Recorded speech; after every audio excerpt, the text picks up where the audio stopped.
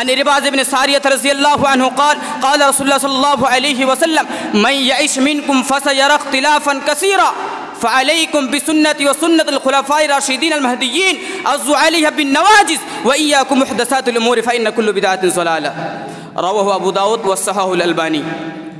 یعنی اس حدیث سے موجودہ دور کے لیے پیشن کو کھل کر واضح کر دی نبی کریم صلی اللہ علیہ وسلم نے کہ آئندہ دور نہایت اختلافات کا دور ہوگا،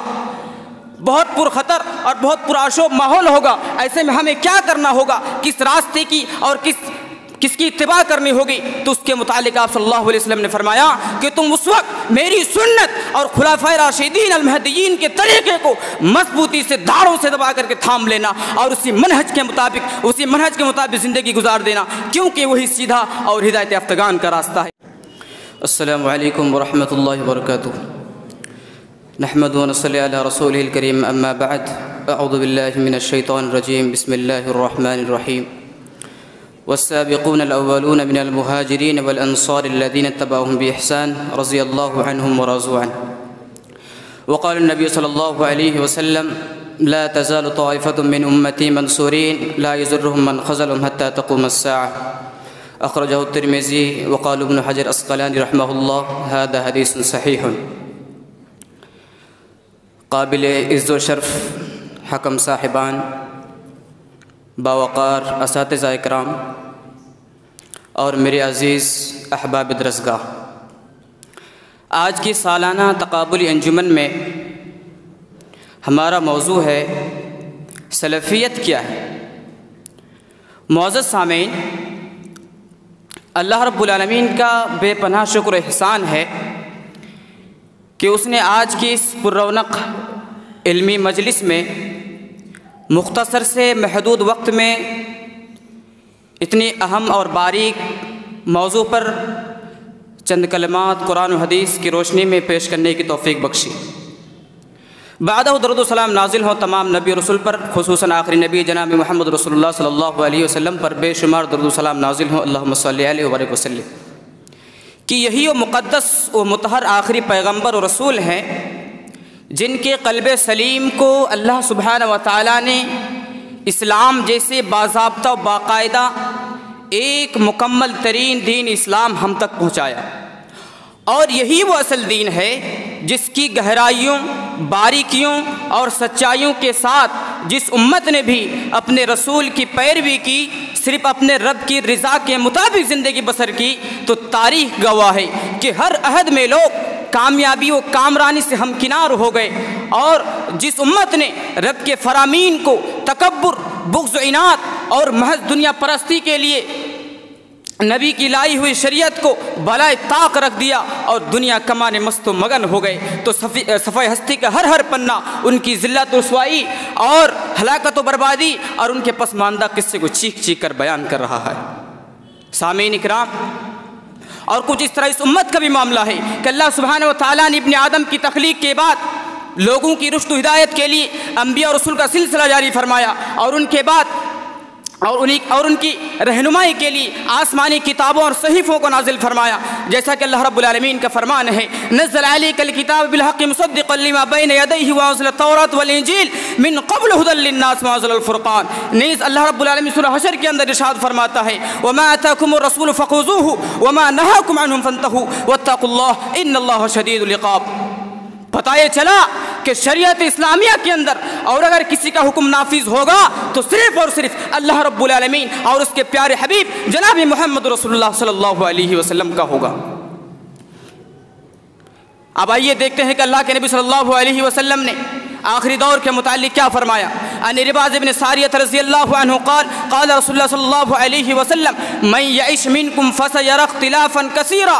فعلیکم بسنتی وسنت الخلفاء الراشدین المہدیین عضوا علیہا بالنواجذ وإیاکم محدثات الامور فإن کل بدعۃ ضلالہ رواہ ابو داؤد وصححہ الالبانی۔ یعنی اس حدیث سے موجودہ دور کے لیے پیشن کو کھل کر واضح کر دی نبی کریم صلی اللہ علیہ وسلم نے کہ آئندہ دور نہایت اختلافات کا دور ہوگا، بہت پرخطر اور بہت پرآشوب ماحول ہوگا۔ ایسے میں ہمیں کیا کرنا ہوگا، کس راستے کی اور کس کی اتباع کرنی ہوگی، تو اس کے متعلق آپ صلی اللہ علیہ وسلم نے فرمایا کہ تم اس وقت میری سنت اور خلفائے راشدین المہدیین کے طریقے کو مضبوطی سے دھاڑوں سے دبا کر کے تھام لینا اور اسی منہج کے مطابق زندگی گزار دینا، کیونکہ وہی سیدھا اور ہدایت یافتگان کا راستہ ہے۔ جیسا کہ اللہ رب العالمین کا فرمان ہے فَإِنْ آمَنُوا بِمِثْلِ مَا آمَنْتُمْ بِهِ فَقَدِ اهْتَدَوْا وَإِنْ تَوَلَّوْا فَإِنَّمَا هُمْ فِي شِقَاقٍ فَسَيَكْفِيكَهُمُ اللَّهُ وَهُوَ السَّمِيعُ الْعَلِيمُ۔ معلوم ہوا کہ اللہ رب العالمین کے بعد نبی کریم صلی اللہ علیہ وسلم کے بعد صحابہ اکرام رضوان اللہ علیہم اجمعین ہمارے لیے بطور آئیڈیل ہیں۔ کیونکہ اللہ رب العالمین دنیا میں ہی رضامندی کا سرٹیفکیٹ ان کے نام کر دیا اور کہا والسابقون الاولون من المہاجرین والانصار الذین تبعهم بإحسان رضی اللہ عنہم ورضوا عنہ۔ نیز اللہ کے نبی صلی اللہ علیہ وسلم فرماتے ہیں وَتَفْتَرِقُ أُمَّتِي عَلَى 73 مِلَّةً كُلُّهُمْ فِي النَّارِ إِلَّا وَاحِدًا قَالُوا وَمَنْ هِيَ يَا رسول اللہ صلی اللہ علیہ وسلم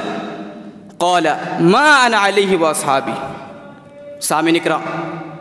لہذا تمام دلائل و براہین سے بات آیا ہو گئی کہ اللہ سبحانہ وتعالیٰ کے کلام کے بعد رسول اللہ صلی اللہ علیہ وسلم کی سنت مبارکہ اور اسی کے ساتھ صحابہ اکرام رضوان اللہ علیہم اجمعین کا طرز عمل اور ان کے بعد آنے والے لوگ جنہوں نے بھی احسان کے ساتھ ان کی پیروی کی، یعنی تابعین، تبع تابعین، ائمہ محدثین رحمہم اللہ وغیرہ ہی راہ راست پر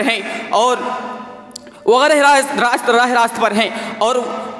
یہی اور اللہ رب العالمین کا ان کے اوپر انعام و اکرام ہے اور انہی کی مخصوص جماعت ہے کہ اللہ رب العالمین دنیا میں بھی راضی اس جماعت سے اور آخرت میں بھی راضی ہوگا، اور یہی وہ منہج ہے جسے منہج سلف کہتے ہیں، اور یہی وہ سلف صالحین ہے جن کے نقش قدم پر چلنے والوں کو سلفی کہتے ہیں، اور انہی کا اسوہ حیات ہے جسے ہم سلفیت کہتے ہیں۔ سامعین اکرام، یہ بات جان لیجئے کہ اللہ کے نبی صلی اللہ علیہ وسلم نے کہا کہ 73 فرقوں میں میری امت بڑھ جائے گی، صرف ایک ہی حق پر طائفہ منصورہ ہوگا اور اس سلف صالحین کی جماعت ہوگی۔ جیسا کہ اللہ رب العالمین نبی صلی اللہ علیہ وسلم نے فرمایا اذا فسد اہل الشام فلا خیر فیکم لا تزال طائفة من امتی منصورین لا یضرهم من خذلهم حتى تقوم الساعة۔